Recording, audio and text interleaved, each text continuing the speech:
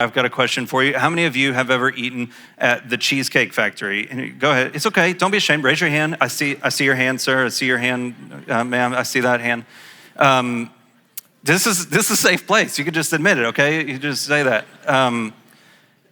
Now, if you've been there, then you know that the menu to the Cheesecake Factory is the exact same length as the Bible. That's science.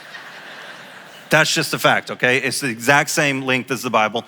And so I want you to imagine then that all of us, we could get in my car real quick. We could run over to Cheesecake Factory. We could sit down to have a meal. And I want you to imagine I tell you, I'm starving. I'm dying to eat. I can't tell you how hungry I am. And when the waiter or waitress comes along and says, "What would you like to eat today?"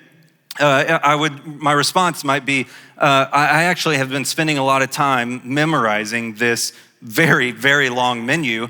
And so I'm good. I feel full. I memorized and studied your menu, so I feel full. This is the temptation that we often do.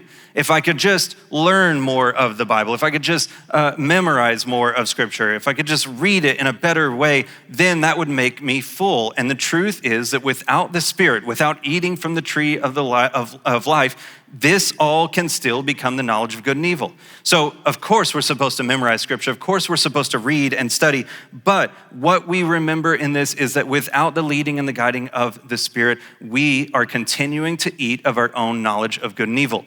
The Bible's been used in atrocious ways to victimize human beings because of misreadings and misrepresentations of the Bible.